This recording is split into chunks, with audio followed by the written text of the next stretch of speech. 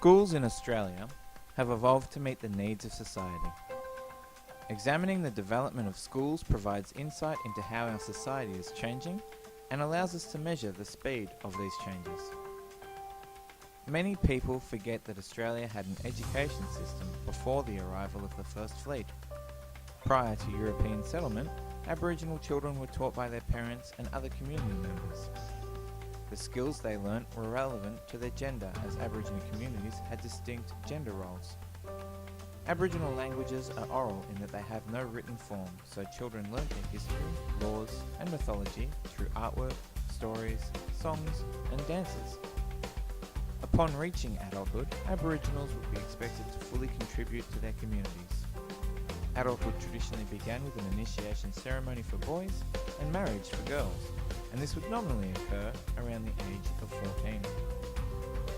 In 1788, the First Fleet arrived, bringing European settlers to Australia.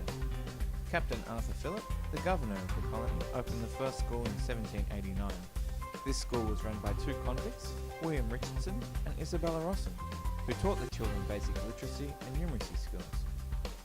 Prior to the 1850s, parents were expected to bear the cost of their children's educations. However, in 1848, Governor Fitzroy set up the Board of National Education, which would open up government-run schools which would accommodate Australia's 25,000 children. Around this time, Australia was experiencing a gold rush. Schools originally set up on the Pensa goldfields would be moved to more permanent locations if the goldfields proved successful.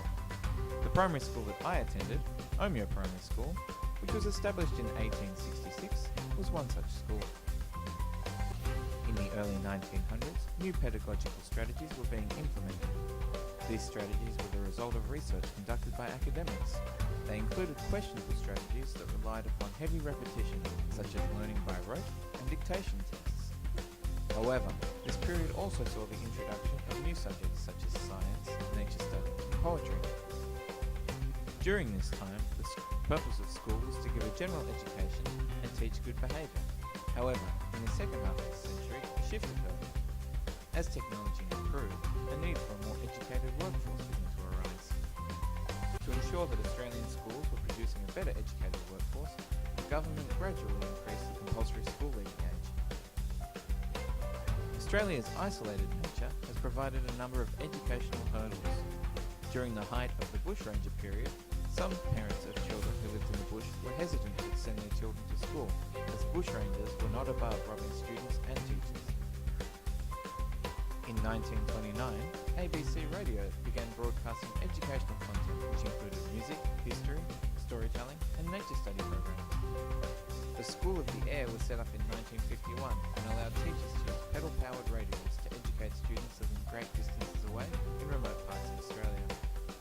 In 2005, there were 16 schools of the air located around Australia. These modern incarnations utilise the internet and high-speed frequency radio transceivers.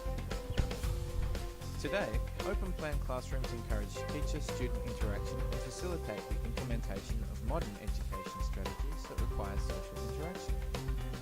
Today's students have access to various technological devices that teachers can use to encourage learning. These students are probably more familiar with this technology because they have grown up with access to it. The role of the teacher has changed too. Due to the rate at which our society and technology are changing, the teacher is no longer seen as a knowledge expert, but as a learning facilitator. The speed at which technology and society changes correlates directly with changes in our education system. Future teachers should be aware that they will need to undergo training throughout their careers to address these changes.